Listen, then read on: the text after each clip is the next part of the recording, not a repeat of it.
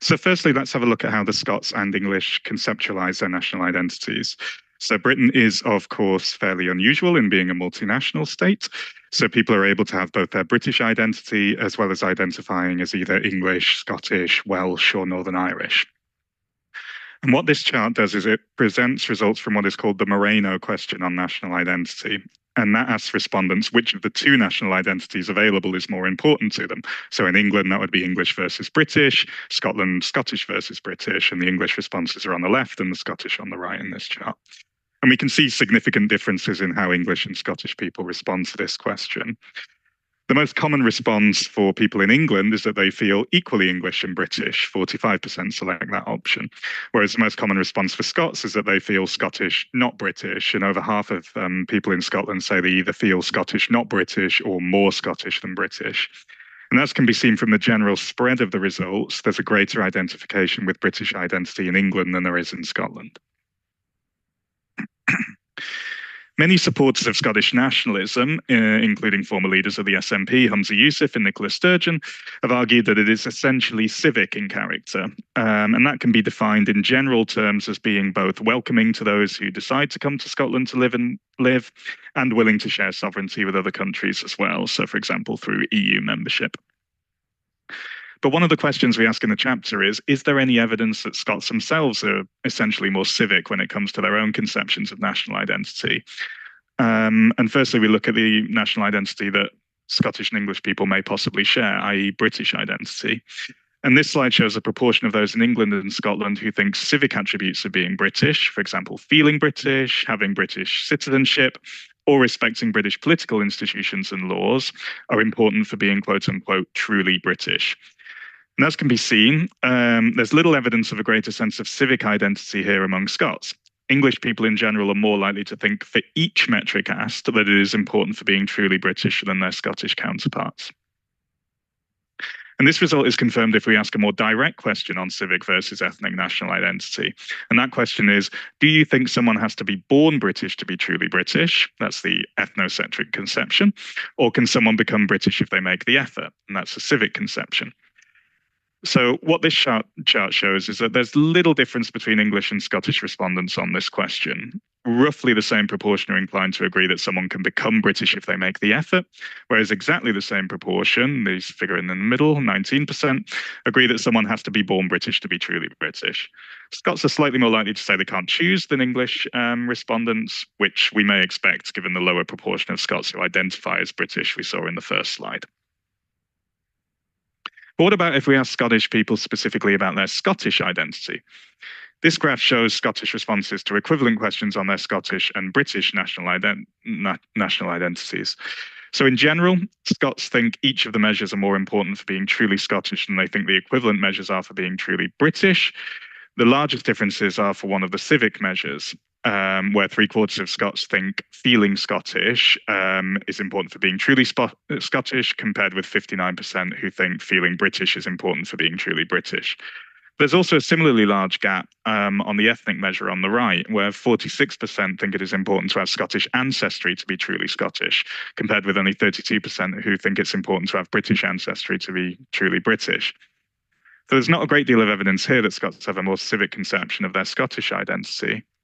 And if we go back to our question, which asks more directly about civic and ethnic conceptions of national identity, we find something interesting here as well.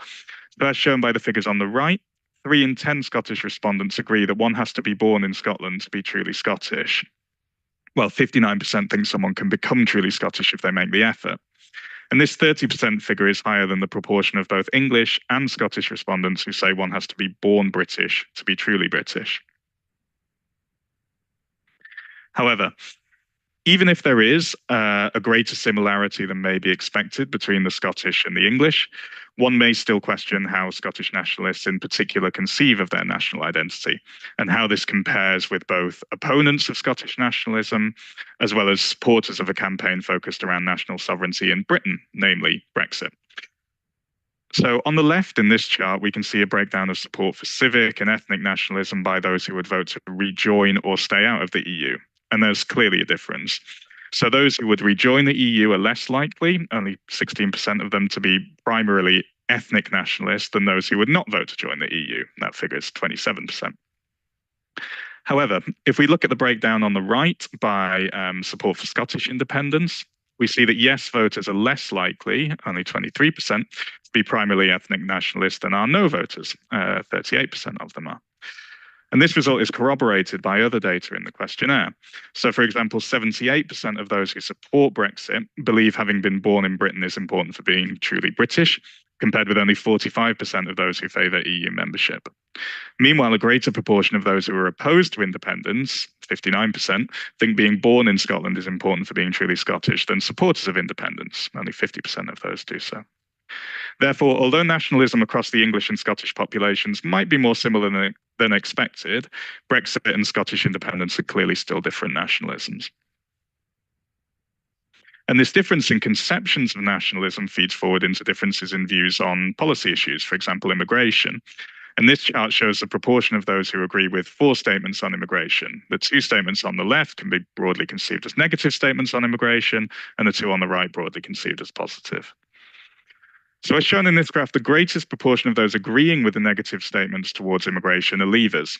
So 57% of leavers think immigrants increase crime rates, and 36% think they take jobs away from people who are born in Britain. Both of these are significantly higher than the proportion of Remainers who agree with these statements. In comparison, opponents of Scottish independence are also more likely to agree with these statements than supporters.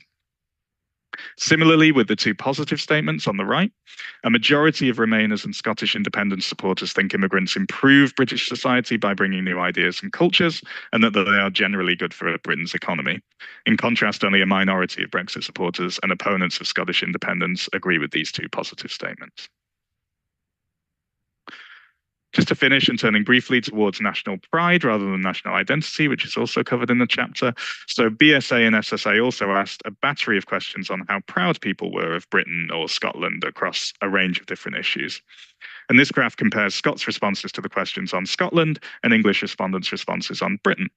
There's a fair amount of similarity, so a roughly similar proportion of English people are proud of the way democracy works in Britain and Britain's achievements in arts and literature, as Scots are proud of the way democracy works in Scotland and Scotland's achievements in the arts. The largest differences are in achievements in sport, where 77% of English people are proud of Britain's achievements, compared with 2/3 of Scots. And in contrast, Scots seem to be prouder of Scotland's history, 78% say they are, than English people are proud of Britain's history. Only 65% say they're proud of Britain's history in England. Thank you very much. I'll stop sharing.